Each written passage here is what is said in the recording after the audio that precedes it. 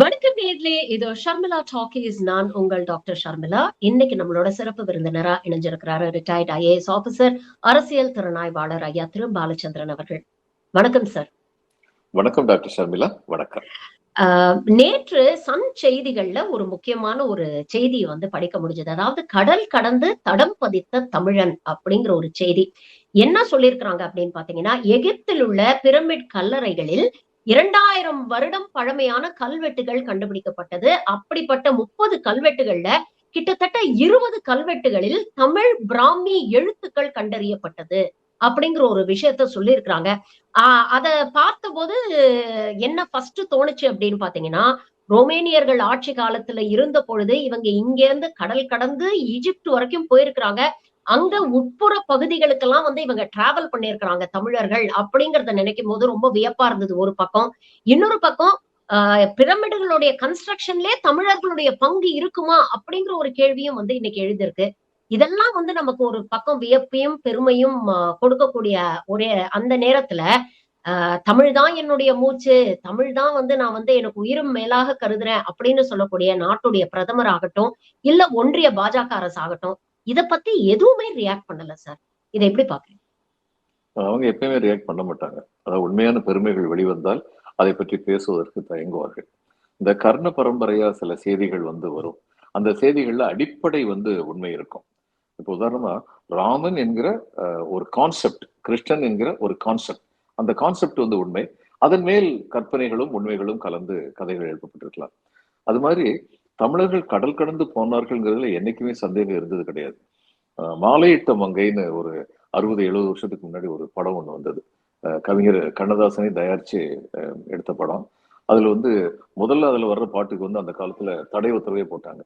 எங்கள் திராவிட பொன்னாடே கலைவாழும் தென்னாடேன்னு ஒரு பாட்டு வரும். அந்த பாட்டுக்கு தடை உத்தரவு அன்னைக்கு போட்டிருந்தேன். அந்த பாட்டை பாடக்கூடாது. அந்த பாட்டுல ஒரு வரி வரும், முக்கியமான வரி. அந்த பாட்டுல ஒரு கவிஞர் எழுதியிருப்பாரு, எகிப்திய நாட்டின் கடற்கரையை எங்கள் இளந்தமிழ் வீர பவனி வந்தார், சிங்கள தீவின் கடற்கரையில் எங்கள் செந்தமிழ் தோழர் அழகு செய்தார் அப்படின்னு பாடியிருப்பாரு. டி.ஆர். மகாலிங்கம் அற்புதமா பாடியிருப்பாரு.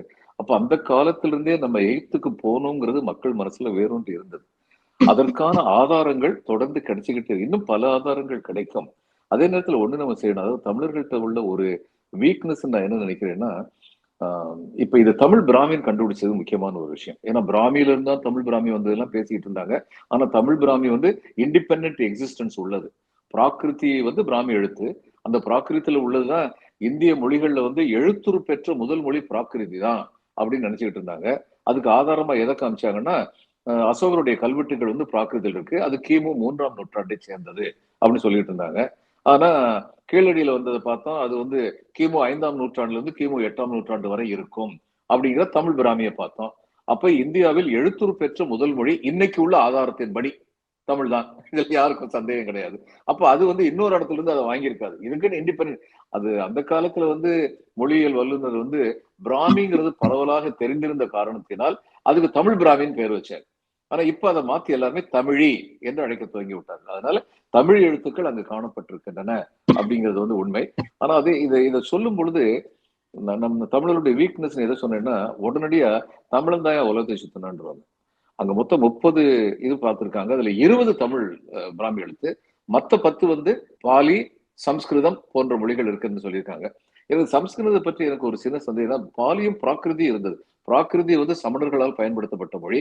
அதை ரிஃபைன் பண்ணி அந்த மொழியை பாலி என்று அழைத்தார்கள் பௌத்தர்கள். ரெண்டும் ஒரு மொழி தான், ஆனா ரிஃபைன்டு லாங்குவேஜ் சொல்லி வைங்க. இந்த கொடுந்தமிழுக்கும் செந்தமிழுக்கும் வித்தியாசம் இருக்கும்ல, அது மாதிரி சொல்லலாம் நம்ம.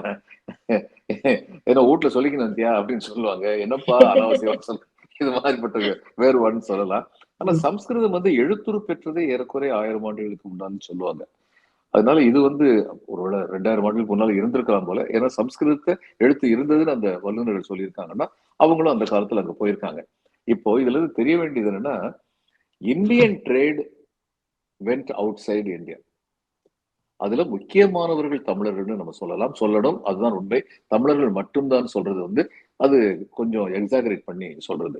ஆனா நம்ம இருக்கிற பெருமையை மட்டும் சொன்னாலே போதும், அதே ரொம்ப பெருமை. இப்ப 30 கல்வெட்டுல 20 30 கல்லெழுத்துகள்ல 20 தமிழர்களுடையதா இருக்கு. அதுல சிகை கொற்றன் சிகைங்கிறது தலைமுடி, கொற்றன்கிறது கொற்றவன், அதாவது முடி ஏந்திய கொற்றவன் அப்படிங்கிற அர்த்தத்துல மன்னவன் அல்லது தலைவன் அப்படிங்கிறது அவருடைய பேரு. அவருடைய பேர் வந்து அங்க வந்து கிறுக்கி இருக்காரு. அதே மாதிரி சாத்தன், இந்த சாத்தன்கிற பேர் வந்து பல இடங்கள்ல நம்ம பார்த்திருக்கோம். சாத்தன்கிறது ரொம்ப காமனான ஒரு தமிழ் பெயர். இப்ப முருகன் சொல்லி இருக்கிற மாதிரி அந்த காலம் சாத்தன் வந்து ரொம்ப சர்வசாதாரணமா பல பேருக்கு வந்து சாத்தன் சொல்லி பேர் வைப்பாங்க. என்னுடைய இதுல வந்து முனியப்பன் ஒருத்தர் வேடசந்தூர்ல இருந்து வந்து படிச்சாரு. அந்த முனியப்பன் வந்து சொன்னாரு, வீட்டுல வந்து எங்களுக்கெல்லாம் வந்து முனியப்பன் தான் பேர் வைப்பாங்க, வேற பேரே கிடையாதுன்னாரு. நான் இப்ப 2 பசங்க பிறந்தா என்ன பண்ணுவீங்க அப்படின்னு. பெரிய முனியப்பன் சின்ன முனியப்பன் பேர் வச்சிருவோம், வேற பேரே வைக்க மாட்டோம் அப்படின்னு சொன்னாரு. அது மாதிரி சாத்தன் வந்து ஒரு காலத்துல அவ்வளவு காமனா இருந்த பேரு. அந்த பேரும் அங்க வந்து கண்டுபிடிச்சிருக்காங்க. இப்போ இத பத்தி சொன்னவங்க யாரு அப்படிங்கிறது ரொம்ப முக்கியமான ஒரு விஷயம். ஸ்ட்ராச் வந்து சுவிட்சர்லாண்டை சேர்ந்தவங்க. அடுத்து வந்து சார்லட் ஷெமிட், இவர் வந்து French school of ancient studies, அதை பத்தி அந்த ஸ்கூலை சேர்ந்தவர். இவர் இந்த ஸ்ட்ராச் கண்டுபிடிச்சதை டீசைபர் பண்ணது, இது தமிழ் பிராமி தான் டீசைபர் பண்ணது வந்து சார்லட் ஷெமிட், பிரான்ஸ் சேர்ந்தவர். இவங்க 2 பேரும் சேர்ந்தா இதை வந்து அறிவிச்சிருக்காங்க. இதுல முக்கியமான விஷயம் என்னன்னா, இவங்க சொல்ற இந்த பிரமிடு வந்து இதுக்கு பக்கத்துல இல்லை, கைரோவுக்கு பக்கத்துல கிடையாது. இது ரொம்ப முக்கியமான விஷயம். இப்ப இதை ஏன் சொல்றேன்னா, இப்ப நான் வந்து ஒரு வெளிநாட்டுக்காரன்னு சொல்லியிருக்கேன். சென்னைக்கு வர்றேன், நான் ஒரு வியாபார விஷயமா வர்றேன். சென்னைக்கு வந்தோடனே என்ன பண்ணுவேன், சென்னைக்கு பக்கத்துல கொஞ்சம் டைம் கிடைக்கும், மகாபலிபுரம் பார்த்துட்டு வருவேன், அவ்வளவுதான் போவேன். நான் அரிக்கமேடு போனேன்னா, நான் வந்து ஆதிச்சநல்லூர் போனேன்னா, அப்ப எனக்கு வந்து செல்வ வளம் மட்டுமில்லை, பண்பாட்டு தாகமும் இருந்தது. அதனாலதான் போவேன், இல்லைன்னா போக மாட்டேன். ஏதோ பக்கத்துல ஒரு சைட் சீங்க மகாபலிபுரத்தை பார்த்து திரும்பி போயிடுவேன். மிஞ்சி மிஞ்சி போனா காஞ்சிபுரம் போவேன், ஏகாம்பரநாதர் கோயிலுக்கு போவேன், அதுக்கு மேல போக மாட்டேன். அப்போ இவங்க வந்து அந்த மாதிரி தூரத்தில் உள்ள இடங்களுக்கு போயிருந்திருக்காங்க, சைட் சீயிங்காவும் போயிருக்காங்க. அதே சமயம் வந்து அந்த பண்பாட்டு செழுமையை பார்க்க வேண்டும் என்ற தாகத்தோடு போயிருக்கிறார்கள். அப்படின்னா ஈதல், இசைபட வாழ்தல், அது வல்லது ஊதியம் இல்லை உயிர்க்கு அப்படின்னு வள்ளுவர் சொன்னதுக்கு இலக்கணமாக, இலக்கியமாக, அவருடைய இலக்கணத்திற்கு இலக்கியமாக வாழ்ந்திருக்கின்றார்கள் தமிழ் பெருங்குடி மக்கள். வசதியானவங்க தான் போயிருக்காங்க, எல்லாரும் போக முடியாது. வசதி இல்லாதவங்க கீழடியில பார்த்தோம், பானையில வந்து பேருக்கு இருக்குனாங்க, குயவரோ அல்லது பானையை வாங்கினவரோ பேருக்கு இருக்குனாங்க. குயவர் பேரை கிறுக்கியிருப்பார், ஆனா பேரை கிறுக்க சொன்னவனுக்கு வேற படிக்க தெரியும், இல்லைன்னா எதுக்கு பேரை கிறுக்க சொல்றாரு. அதனால வந்து அந்த லெவல்ல அவங்க இருந்தாங்க. வசதி உள்ளவங்க வெளியூருக்கு போனாங்க, வெளிநாட்டுக்கு போனாங்க, ட்ரேடுக்குன்னு சொல்லிட்டு போனாங்க. போனவங்க அப்படி எவ்வளவு தூரத்துக்கு செல்வம் சேர்த்திருக்க முடியும்னா, இப்ப இன்னைக்கு வந்து நம்ம வந்து பிரைவேட் காருக்கு ஹீரோ போறதுன்னா சாதாரண ஆட்களால போக முடியாது. அப்பர் மிடில் கிளாஸ் கூட யோசிச்சு தான் போகணும், செல்வந்தர்கள் தான் போகணும். போய் அங்க 4 நாள் தங்குறது, அங்க பிரயாணம் பண்றதுக்கு எத்தனை நாள் ஆகும், அடுத்து அங்க ஒரு 3 நாள் 4 நாளாவது தங்கி இருப்பாங்கன்னா இதுக்கெல்லாம் எவ்வளவு பெரும்பொருள் செலவழிந்திருக்கும் என்றால், அந்த பெரும்பொருளை செலவழிக்கக்கூடிய ஆற்றல் உள்ளவர்களாக தமிழர்கள் இருந்திருக்கின்றார்கள் அப்படிங்கிறது வந்து தெரியுது. எல்லா விதத்திலுமே இது ரொம்ப முக்கியமான ஒரு இது. இப்போ முதல் கல்லறையில வந்து கோப்பன் அப்படின்னு சொல்லி, கோப்பன் வரட்ட காண்டாரா, வந்தார் பார்த்தார் சென்றார் அப்படின்னு சொல்லி அங்க வந்து கல்லறையில வந்து எழுதியிருக்கு. அந்த 8வது கல்லறையில வந்து சாத்தன் அப்படிங்கிற பேர் வந்து ரொம்ப தெளிவாக எழுதியிருக்கிறது. அப்போ இந்த இது வந்து இங்க மட்டும் இல்ல, இந்த மாதிரியான கல் பொறிப்புகள் வந்து ரெட் சி போர்ட்லயும் பார்த்திருக்காங்க. அதுக்கப்புறம் பெரனிட்டா அப்படின்னு ஒரு இடம் சொல்லுவாங்க, அங்கேயும் பார்த்திருக்காங்க. இப்ப இதெல்லாம் பார்த்துட்டு இதுல இருந்து என்ன கண்டுபிடிக்கிறோம் அப்படிங்கிறது ரொம்ப முக்கியம். ஏற்கனவே சொன்னேன், 30 கல் பொறிப்புகள்ல 20 வந்து தமிழ் கல் பொறிப்புகள், தமிழ் பிராமி. மத்தது வந்து சம்ஸ்கிருதம், பிராகிருதி, அதுக்கப்புறம் காந்தாரா கரோஷி அப்படின்னு சொல்லுவாங்க. இது குஜராத், மகாராஷ்டிரா இங்கெல்லாம் பழக்கப்பட்ட ஒரு மொழி, பேசப்பட்ட ஒரு மொழி. அப்ப குஜராத்துக்காரங்களும் மகாராஷ்டிரால இருந்தும் அந்த காலத்திலேயே வந்து ஆதி காலத்திலேயே அவங்களும் இது மாதிரி ட்ரேடிங்ல இருந்திருக்காங்க. இப்போ மொரீஷியஸ்ல வந்து முதல்ல போனது வந்து தமிழர்கள், மொரீஷியஸுக்கு இந்தியாவில இருந்து முதல்ல போனது வந்து தமிழர்கள் தான். அடுத்து வந்து குஜராத்திஸ் நிறைய இடத்துல நிறைய லெவல்ல போனாங்க. இதுல வந்து ஒரு அதாவது குஜராத்திஸ் வந்து ட்ரேட் சொல்லி பார்த்தா அவங்க ரொம்ப ஆர்வத்தோட எந்த இடத்துலயும் போய் ட்ரேட் பண்ணுவாங்க. சின்ன சின்ன கடைகள் வைப்பாங்க, இந்த கிரானா ஷாப்னு சொல்லுவாங்கல்ல, அது மாதிரி சின்ன சின்ன கடையெல்லாம் வைப்பாங்க. அதான் ஒரு ஜோக் சொல்லுவாங்க, இந்தியன்ஸ் வந்து ஃபுட்பால் விளையாடுறதுக்கு இங்கிலாந்துக்கு போனா ஜெயிக்கவே முடியாது, இந்தியன் தோத்தான் போவாங்க. ஏன், நமக்கு விளையாட தெரியாதான்னு? இல்ல, இந்தியனுக்கு ஒரு கார்னர் சான்ஸ் கிடைக்குது. கார்னர் சான்ஸ் தெரியுங்களா, கார்னர்ல வந்து ஃபுட்பால் வச்சு ஒரு அடி அடிச்சு அங்க வந்து கோல் அடிக்கிறது. இந்தியாவுக்கு ஒரு கார்னர் சான்ஸ் கிடைச்சா உடனடியா குஜராத்தி போய் அங்க கடை வச்சிடறாயா அந்த கார்னர்ல, எப்படியா ஜெயிக்க முடியும்னு ஒரு ஜோக் அடிப்பாங்க. அந்த அளவுக்கு குஜராத்திஸ் எங்க போனாலும், நம்ம ஊர்ல நாடார் கம்யூனிட்டி வந்து அது மாதிரி ரொம்ப பெரிய விஷயம் என்னன்னா, எந்த சின்ன ஊர்னாலும் சரி, பெரிய ஊர்னாலும் சரி, அவங்க தங்களுக்குன்னு சொல்லிட்டு ஒரு கடை, பலசரக்கு கடை இது மாதிரி வச்சு வாழ்த்து வளம் சேர்ப்பார்கள் அப்படிங்கிறத பார்த்திருக்கோம். அது மாதிரி குஜராத்திஸும் மகாராஷ்டிரியன்ஸும் அங்க போயிருக்காங்க. நம்ம அளவுக்கு போகலை அப்படிங்கிறதுக்கு ஆதாரம் என்னன்னா, சம்ஸ்கிருதத்திலையும் இது பிராகிருதியிலையும், அதுக்கப்புறம் கரோஷி லாங்குவேஜ்லயும் இத்தனை லாங்குவேஜ்ல இருந்தது மொத்தமே 10 தான். தமிழ்ல இருந்து வந்தது மட்டும் 20 நம்ம பார்த்தது. அப்படின்னு பார்க்கும்போது தமிழர்கள் தான் மிக அதிகமாக சென்றிருக்கிறார்கள். மறுபடியும் அதைத்தான் நம்ம சொல்றோம். தமிழர்கள் மட்டும்தான் சென்றிருக்கிறார்கள் சொல்றது அந்த கொஞ்சம் தேவையில்லாத பெருமையை சேர்த்து அப்படி சேர்த்து தான் கேட்டு போனோம். அது செய்யக்கூடாது. ஆனால் பெருமளவிற்கு அங்கு சென்றது தமிழர்கள் தான். வாழ்ந்திருக்கிறார்கள், வளமுடன் வாழ்ந்திருக்கிறார்கள், பொருள் வளத்துடன் மன வளத்தையும் சேர்த்து கொண்டு வாழ்ந்திருக்கிறார்கள் அப்படிங்கிறதுல வந்து சந்தேகமே கிடையாது. இப்போ இதெல்லாம் வந்து கிரீக் லாங்குவேஜ்ல வந்து 2000 இது இருக்கு. ஏன்னா கிரீஸ் பக்கத்துல இருந்தது. கிரீக் வந்து பிளஸ் கிரீஸ் வந்து அந்த ஆதி காலத்துல இருந்தே எல்லா ஊருக்கும் போனவங்கன்னு எல்லாருக்கும் தெரியும். அப்ப அவங்களோட இன்ஸ்கிரிப்ஷன் 2000 இருக்கு அங்க. ஆனா எதுவுமே நமக்கு ரிலேட்டட் கிடையாது. அந்த கிரீக் பக்கத்தில் உள்ளவங்க இதுல இருந்து ஹைதராபாத்ல இருந்து மெட்ராஸுக்கு வர்றதுக்கு ரொம்ப கஷ்டம் கிடையாது. லண்டன்ல இருந்து வர்றதுதான் கொஞ்சம் சிரமம், அமெரிக்கால இருந்து வர்றது இன்னும் கொஞ்சம் சிரமம். அது மாதிரி கிரீக்ல இருந்து இதுக்கு போனது, ஈஜிப்ட் போனதுங்கிறது ரொம்ப பெரிய சிரமம் கிடையாது. அதனால எத்தனை பேர் போயிட்டு வந்திருந்திருக்காங்க. ஆனா நம்ம இவங்க வந்து 20 அங்க இருந்ததுங்க பெரிய விஷயம். இதுல ரொம்ப முக்கியமான விஷயம் என்னன்னா, இந்த நைல் அடுத்து வந்து ரெட் சி, இந்த ரெண்டும் வந்து they are the connecting link to the trade between India and Rome. அந்த ரோம்ல வந்து ரொம்ப அதிகமாக ட்ரேட் பண்ணது வந்து நம்ம ஆளுங்க தான். அந்த பிளினி இவங்கெல்லாம் வந்து எழுதியிருக்காங்க. எழுதும்போது அவங்க 2 பேரு, இன்னொருத்தர் பேர் மறந்துட்டேன். அவங்க வந்து என்ன எழுதியிருக்காங்கன்னா, ரோமானியர்கள் தமிழகத்திற்கு வந்து ட்ரேட் பண்ணதை பத்தி எழுதியிருக்காங்க அவங்க. அதனால நம்ம கூட ரோமானியர்களுக்கு ட்ரேட் இருந்துச்சுங்கிறது நமக்கு தெரியும். ஆனா இது வந்து பைலேட்ரல் ட்ரேட் நடந்தது, அவங்க வந்திருக்காங்க நம்மளும் போயிருக்கோம் அப்படிங்கறது உறுதிப்படுத்துறது. அந்த தாலமி, இன்னொருத்தர் பேர் தாலமி, இந்த பிளினி தான் அவருக்கு வந்து எழுதியிருந்தாரு. அவருடைய எழுத்துல வந்து எழுதியிருந்தாரு, தங்களுடைய பெண்களுக்கு வந்து ஒரு வேண்டுகோள் விடுத்தாரு. அம்மா, முத்து நல்ல ஒரு இது ஆபரணத்துக்கு தேவையான ஒரு கல்லு தான். முத்த மூக்கல் குத்திங்க தாயே, கழுத்துல போட்டுக்கோங்க தாயே, காதுல போட்டுக்கோங்க தாயே, கால் செருப்புல எல்லாம் போடுறீங்களே உங்களுக்கே நல்லா இருக்கா? அவன் முத்த கொடுத்துட்டு பதிலுக்கு கட்டி கட்டியா தங்கத்தை எடுத்துட்டு போறாமா, நம்ம நாட்டு பொருளாதாரமே நாசமா போயிரும் போல இருக்குமா, இப்படி எழுதியிருக்காரு. இந்த பேலன்ஸ் ஆஃப் ட்ரேட் இன்னைக்கு சொல்றமே, அந்த பேலன்ஸ் ஆஃப் ட்ரேடே காணாம போற அளவுக்கு தமிழர்கள் அங்க வந்து வியாபாரத்துல வந்து கெட்டிக்காரங்களா இருந்தாங்க. தமிழர்கள் பெரும்பாலும் வந்துங்க போற இடத்துல இருந்து இந்த ட்ரேட் பண்ணும்போது இந்த எக்ஸ்சேஞ்ச் பண்றது கிடையாது. அவங்களுக்கு தேவையானது ரொம்ப மினிமமா, இந்த நல்ல பட்டு துணிகள் கிடைச்சதுன்னா, அடுத்து வந்து மது வகைகள் கிடைச்சதுன்னா இதை வாங்குவாங்களே தவிர பெரும் மற்றதெல்லாம் வந்து தங்கத்தாலுமே எக்ஸ்சேஞ்ச் பண்ணிட்டாங்க. நீ என் பொருளை கொடுக்குறேன், நீ பதிலுக்கு தங்கம் கொடு. மிளகு வந்து எடைக்கு எடை தங்கம் வாங்கின இதெல்லாம் உண்டு. தமிழர்கள் வந்து அது மாதிரி வந்து வந்திருக்காங்க. அதனாலதான் இன்னைக்கு வந்து நான் அடிக்கடி சொல்லுவேன், நம்ம வந்து வேலை தேடுபவர்களாக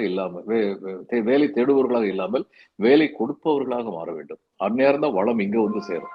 இந்த பாண்டிய நாட்டு மதில் சுவர் வந்து ரோமானியர்களும் கிரேக்கர் யவனர்னு 2 பேரையும் சேர்த்து சொல்லுவாங்க. அவங்கள வந்து மதில் சுவர் வந்து காவல் காத்தாங்க.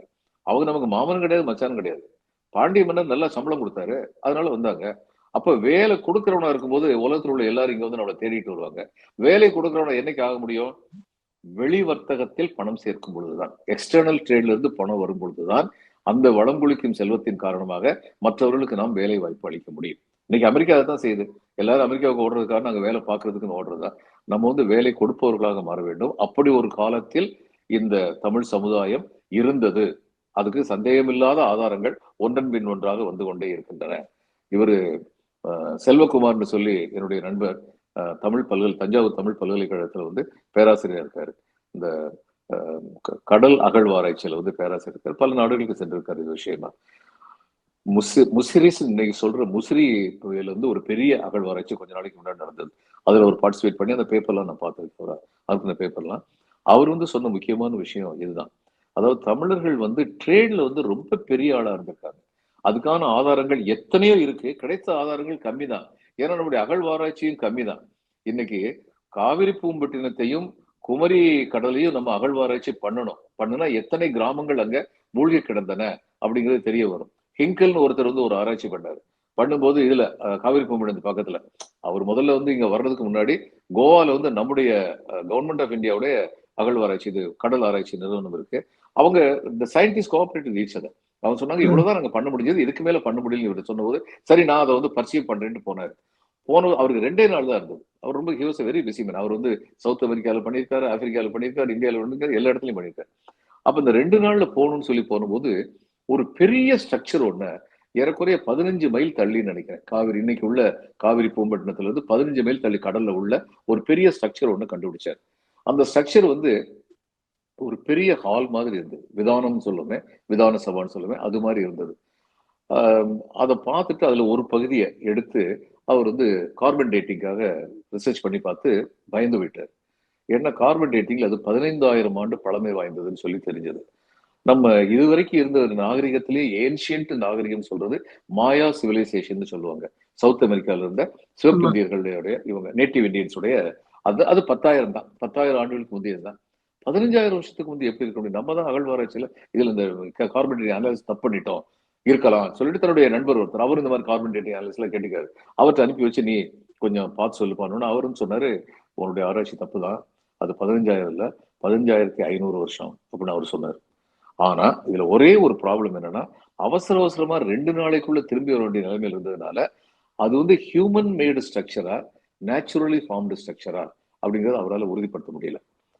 அவரு 2020ல நினைக்கிறேன். 2020லயோ, 2012லயோ பெங்களூர்ல வந்து இந்த எக்ஸிபிஷன்லாம் பண்ணாரு. இந்த ஃபோட்டோலாம் காமிச்சு வந்து எக்ஸிபிட் பண்ணாரு. ம்ஹ்ம். ஆனா ம். இன்னைக்கு நம்முடைய தமிழ்நாடு அரசுடைய அகழ்வாராய்ச்சி பொறுப்பாளர்கள் இருக்கட்டும், அல்லது இந்தியாவுடைய அகழ்வாராய்ச்சி பொறுப்பாளர்கள் இருக்கட்டும், இவங்க கிட்ட அந்த எக்யூப்மென்ட்ஸ் கிடையாது. இது ம். கடல்ல போய் அகழ்வாராய்ச்சி பண்ற அளவுக்கு நம்மட்ட எக்யூப்மென்ட்ஸ் கிடையாது. கொண்டு வரணும். நம்முடைய ம். பெருமைகள். முதல்ல இந்தியன் கவர்ன்மென்ட்க்கு ஒண்ணு நான் வந்து திரும்ப திரும்ப அழுத்தம் திருத்தமாக சொல்லிக் கொள்ள விரும்புகிறேன். தமிழ்நாடு இந்தியாவுக்குள் தான் இருக்குது. எங்களுக்கு அது நல்லா தெரிஞ்சிருக்கு. உங்களுக்கு அது தெரிஞ்சா நாங்க சந்தோஷப்படுவோம். அதனால தமிழ்நாட்டு பெருமை எல்லாம் இந்தியாவுடைய பெருமை தான். அதுல எந்த சந்தேகமும் படாதீங்க. தமிழ்நாட்டு பெருமைன்னு வந்தோனே ஓடி ஒளியாதீங்க. சும்மா திருக்குறள மட்டும் பேசிட்டு இது மாரி ஒரு விஷயம் வந்தா வாய மூடிட்டு இருக்காதீங்க. சொல்லுங்க. எங்க ஊர்க்காரங்க, எங்களுடைய தமிழர்கள் அங்க போயிருக்காங்கன்னு சொல்லுங்க. நாங்க இல்லன்னு சொல்ல மாட்டோமே. நாங்களும் சேர்ந்து தானே சொல்லுவோம். அதனால இந்த அகழ்வாராய்ச்சிகள்லாம் நடுநிலைமையோட நடத்துங்க. அதுக்கான வசதிகள பெருக்குங்க. ஒரு பிரைம் மினிஸ்டரும் பிரசிடென்ட் போறதுக்குன்னு ஒரு பிளேன் வந்து 5,000 கோடி ரூபாய்க்கு வாங்க முடியுதுல்ல சந்தோஷம் தான். எங்க பிரைம் மினிஸ்டர் சந்தோஷமா போயிட்டு வாங்க. வசதியா போயிட்டு வாங்க. அதே சமயம் இந்த காரியத்தையும் பண்ணுங்க. இது ரொம்ப முக்கியமான காரியம். சில 1,000 கோடி ரூபாய் செலவழிச்சா போதும். அந்த எக்யூப்மெண்ட்ஸ் எல்லாம் வாங்க முடியும். அதனால இதெல்லாம் செஞ்சா இந்திய நாட்டின் உண்மையான பெருமை. இந்திய நாடு a country of multi nations. பன்மொழி பல மொழிகளும் பேசுகின்ற பன்மொழி குடும்பங்கள் ஏய்ந்த ஒரு நாடு. ஒவ்வொரு மொழி குடும்பத்துக்கும் ஒரு வரலாறு இருக்கு. எப்பட்ட பெருமையான வரலாறு இருக்கோ அது மாதிரி காகதீய பேரரசை நிறுவிய ஆந்திராவுக்கும் அந்த பெருமையான வரலாறு இருக்கு. நாங்க அதை சந்தோஷமா பேசுறோம். அதே மாதிரி இதுல வந்து கங்க தேசத்தை நிறுவிய வங்க மக்களுக்கும் அந்த பெருமை இருக்கு. சந்தோஷமா பேசுறோம். ஒரிசால அது மாதிரி நிறுவி இருக்காங்க. இதுல வந்து குப்தர்கள் இருந்திருக்காங்க. எல்லாமே எங்களுடைய நாட்டு பெருமை தான். தமிழ்நாட்டு பெருமையும் எங்க நாட்டு பெருமை தான். நாங்க மட்டும் சொன்னா பத்தாது. நீங்களும் சேர்ந்து சொல்லணும். அவ்வளவுதான். ம். அதனால இன்னைக்கு கிடைச்சிருக்கிறது அசைக்க முடியாத ஆதாரம். நம்முடைய சீ ட்ரேட் வந்து பைலேட்ரல் அப்படிங்கிறதும் என்னென்ன தெரியப்படுதுல இருந்து இருவழி பாதையாக வணிகம் இருந்தது. உதாரணமா ஆப்பிரிக்காவுக்கு அரேபியர்கள் போனபோது அது ஒரு வழி பாதையா தான் இருந்தது. அரேபியர்கள் மட்டும் அங்க போய் ஆப்பிரிக்கால போய் வியாபாரம் பண்ணுவாங்க. ஆப்பிரிக்கர்கள் இங்க வந்ததில்லை. ஆனா தமிழர்களுக்கும் ரோமானியர்களுக்கும் இடையில் இருந்த வியாபாரம் என்பது வணிகம் என்பது இருவழி பாதையாக இருந்தது என்பது ஒன்று. தமிழர்கள் தமிழ் வணிகர்கள் மிகுந்த செழிப்புடன் இருந்தார்கள் என்பது இரண்டாவது. அப்படி செழிப்புடன் இருந்த தமிழர்கள் பல்வேறு தூர திசைகளுக்கு சென்று அந்த நாட்டின் செழுமைகளை பண்பாட்டு செழுமைகளை பார்க்க வேண்டும் என்ற ஆசை கொண்டவர்களாக அப்படிப்பட்ட உள்ள மன பண்பாட்டு செழுமை படைத்தவர்களாக இருந்திருக்கிறார்கள் என்பது மூன்று. மூணு விஷயத்திலையும் நம்ம ஓங்கி நமக்கு நாமே முதுகுல சொட்டு விட்டுக்கலாம். ஆ முன்னா நம்மளுடைய மாண்புமிகு முதலமைச்சர் திரு மு.க. ஸ்டாலின் அவர்கள் வந்து இரும்ப கண்டுபிடிச்சது தமிழன் தான் அப்படிங்கிறத வந்து கொஞ்ச நாள் முன்னால ரொம்ப பெருமையா வந்து பேசினாரு. அங்க கிடைச்ச அந்த ஸ்கிரிப்ட வந்து டிசைஃபர் பண்றதுக்கு $1 மில்லியன் அப்படின்னு சொல்லி அவர் பரிசெல்லாம் அறிவிச்சாரு அப்படிங்கிறத பாக்குறோம். ஒன்றிய அரசு தரப்புல இருந்து எந்த ஒரு சப்போர்ட்டும் இல்லை அப்படிங்கிற பட்சத்துல, இது போன்ற புதிய புதிய கண்டுபிடிப்புகள் அப்பப்போ வரும்பொழுது, இதை முன்னெடுக்கிறதுக்கு தமிழக அரசு ஆ வந்து மீண்டும் முயற்சி செய்யணும் அப்படின்னு நினைக்கிறீங்களா? அப்படி செய்யணும்னா அதற்கு ஏகப்பட்ட ஃபண்ட்ஸ் தேவைப்படும் அப்படிங்கிறதும் இருக்கு. இத எப்படி செய்ய போறாங்க? முதலமைச்சர் வந்து இத பத்தி என்ன பண்ணணும் அப்படின்னு நீங்க நினைக்கிறீங்க? இல்ல தமிழ் இது கவர்மெண்ட் ஆஃப் யூஎஸ்ல பாத்தீங்கன்னா அரசே எல்லாம் பண்றது இல்ல. சில பிரைவேட் கார்பரேஷன்ஸ் அவங்க வந்து ஸ்பான்சர் பண்ணுவாங்க. இப்ப நம்முடைய இந்த சிவநாடார் மாதிரி இதுல வந்து பிசினஸ்ல பெரிய ஆளா இருக்காங்க. சிவநாடார் வந்து நிறைய அஹ், மற்றவர்களுக்கு தெரியாம எந்த விளம்பரமும் தேடாம நிறைய தர்ம காரியங்கள் பண்ணியிருக்காரு. அவர் படிச்ச ஸ்கூல் மதுரையில ஒரு சாதாரண ஸ்கூல் வந்ததை பில்டிங்ல இருந்து ஆரம்பிச்சு ஹைடெக் எல்லாம் கொண்டு வந்து ரொம்ப பெரிய அளவுல கொண்டு வந்துட்டாரு. இப்ப அந்த மாதிரி ஆட்கள்கிட்ட வந்து இதுல ஒரு ஆர்வத்தை கிளப்பணும். முக்கியமான விஷயம் என்னன்னா, காய்தல் உவத்தல் அன்றி இந்த ஆராய்ச்சிகள் நடைபெற வேண்டும். அதுக்கு இந்த மாதிரி ஆட்கள் வந்து உதவியா இருப்பாங்க. அவங்களுக்கு இதுல எந்த இன்ட்ரெஸ்டும் இதை வந்து எல்லாமே தமிழ்னு சொல்லணுமோ அல்லது தமிழே இல்லைன்னு சொல்லணும்னு சொல்லி எந்த விதமான ஆர்வமும் கிடையாது. உண்மையை கண்டுபிடிக்கணும் மட்டும்தான் இருப்பாங்க. அப்ப ஒரு அஹ், பன்மொழி வல்லுநர்களை வந்து அமைக்க முடியும். அப்படி பன்மொழி வல்லுநர்களை அமைச்சு இந்த ரிசர்ச் பண்ணா எல்லாருமே வந்து இதுல வந்து ஆர்கியாலஜிக்கல் ரிசர்ச் வந்து பெரிய ஆளா இருப்பாங்க. ஆனா பல மொழி பேசுறவங்க அட்வான்டேஜ் என்னன்னா பல தேசங்கள்ல கடந்த ரிசர்ச்ல வந்து பங்கெடுத்திருப்பாங்க. அவங்களை இங்க பங்கெடுக்க வைக்கிறது மூலமும் அதற்கான நிதி உதவிகளை கவர்மெண்ட்டையே சார்ந்துகிட்டு இல்லாம இந்த மாதிரி பிரைவேட் நிறுவனங்களும் வந்தாங்கன்னா நம்மளால இதை நிச்சயமா சாதிக்க முடியும். ஏன்னா அப்படிப்பட்ட நிறுவனங்களுக்கு அப்படிப்பட்ட வசதிகளை செய்வதற்கான வசதிகள் இருக்கின்றன. இன்னைக்கு நான் இன்னொன்னு சொல்றேன், நம்முடைய கவர்மெண்ட் ஸ்கூலை பத்தி எதுக்கு எடுத்தாலும் குடிச்சவர் விழுந்துருச்சு, இதெல்லாம் நிஜம்தான். ஏன்னா 50 வருஷத்துக்கு முன்னாடி 60 வருஷத்துக்கு முன்னாடி கட்டின கட்டடங்கள். ஸ்கூல் கட்ட ஆரம்பிச்சது காமராஜர் காலத்துல தான் கிராமப்புறங்கள்ல. அது 50ஸ்லயும் ஏர்லி 60ஸ்லயும். இன்னைக்கு வந்து 65 வருஷத்துக்கு மேல ஆச்சு. ஏர்லி 60ஸ்னு வச்சு பார்த்தா கூட. அப்ப இந்த கட்டடங்களை நிர்மாணம் பண்றதையும் கவர்மெண்ட் எல்லாமே கவர்மெண்ட் பண்ணணும்னு நினைக்காம இந்த கட்டடத்துல படிச்சவங்க எத்தனை பேர் பெரிய பெரிய ஆளா இருக்காங்க. அவங்களாம் ஒவ்வொரு ஸ்கூல் வந்து அடாப்ட் பண்ண முடியும். நமக்கு அந்த சிந்தனை வரணும். அது ரொம்ப முக்கியம். இப்ப எங்களுக்கு வந்து இதுல சென்ட் மேரிஸ் ஹை ஸ்கூல்ல நாங்க படிச்சோம். படிச்சபோது ஒரு நிழற்குடை வந்து தேவைப்பட்டது அப்படின்னு சொல்லி சொன்னாரு. ஃபாதர் வந்து எங்கிட்ட சொன்னாரு. நாங்க first batch of English medium 1968ல பாஸ் பண்ண முதல் பேட்ச் இங்கிலீஷ் மீடியம் செக்ஷன் நாங்க தான் ஃபர்ஸ்டா இது பண்ணோம். நாங்க எல்லாரும் சேர்ந்து பசங்க ஒரு 20 25 பேர் இப்ப ஆக்டிவா இருக்கோம். நாங்க எல்லாரும் சேர்ந்து என்ன பண்ணோம், கொஞ்சம் பணத்தை போட்டு அந்த நிழற்குடையை வந்து நாங்க தயார் பண்ணிட்டோம். ஒரு சின்ன விஷயம். இன்னொருத்தர் வந்து என்ன பண்ணாரு, ஒரு லெபார்டரி ஒன்று ஆரம்பிக்கணும்னு சொல்லி கேள்விப்பட்டோம். 60 லட்சம் ரூபாய் என்னமோ ஆகும். பெரிய இண்டஸ்ட்ரியலிஸ்ட் இருக்காரு. எங்களுடைய ஓல்டு ஸ்டூடெண்ட் தன்னந்தனியா 60 லட்சம் ரூபாய் கொடுத்தாரு. கொடுத்து இது ஆரம்பிங்கன்னு சொல்லிட்டாரு. இது மாதிரி இந்த இந்த உணர்வு வரணும். இந்த மாதிரி செய்யணுங்கிற ஆசை வந்தா பணம் இருக்கு, செய்யணும்னு சொல்லி தெரியும், எதை செய்யணும்னு தெரியாம இருக்காங்கல்ல, அவங்களுக்கு தாங்கள் படிச்ச பள்ளிக்கூடத்தை வந்து புதுப்பிக்கிறதுக்கான ஏற்பாடு பண்ணணும் அப்படின்னு சொல்லி அவங்களுக்கு தெரியணும். இந்த மாதிரி முயற்சிகளை அரசும் வந்து ஆதரிக்கணும். அப்படி செஞ்சா நம்முடைய பல பள்ளிக்கூடங்கள் புத்தொழி பெறும் அப்படிங்கிற சந்தேகமே கிடையாது. அதே மாதிரி இப்படிப்பட்ட ரிசர்ச் வந்து நல்ல முறையில் நடக்கிறதுக்கு தமிழ்நாடு கவர்மெண்ட்ல இந்த முதல்வரை பொறுத்த மட்டும் ஒண்ணு நான் இது வரைக்கும் இந்த 4.5 வருஷமா அவரு ஆண்ட விதத்தை வந்து பார்க்கும்போது எனக்கு ஒண்ணு தெரியுது. அவர் வந்து மிகச்சிறந்த திமுக முதலமைச்சராக இருக்கணும்னு ஆசைப்படல. அவர் அப்படிப்பட்ட ஆசைப்படல. தமிழகத்தை ஆண்ட முதலமைச்சர்களில் மிகச்சிறந்த ஒருவராக ஸ்டாலின் இருந்தார் அப்படின்னு இருக்கணும் அப்படிங்கிற அவா அவருக்கு இருக்கு. ஒரு நல்ல வேட்கை. அதனால வந்து இந்த மாதிரிப்பட்ட காரியங்களுக்கு அவர் தயங்கவே மாட்டாரு. ஆனா ஒரு அரசு நிர்வாகம்ங்கிறது அரசு அலுவலர்கள் அத்தனை பேருடைய ஆலோசனையின் பேர்ல நடக்கிறது. அதனால சுத்தி உள்ளவங்களுக்கு இந்த உணர்வு இருக்கணும், அவங்களும் சொல்லணும் அப்படின்னு நினைக்கிறேன். பல்வேறு விஷயங்களை இன்னைக்கு எங்களோட பகிர்ந்துக்கிட்டீங்க. உங்க நேரத்துக்கும் கருத்துக்களுக்கும் மிக்க நன்றி sir. Thank you very much for join. வணக்கம் டாக்டர். வணக்கம்.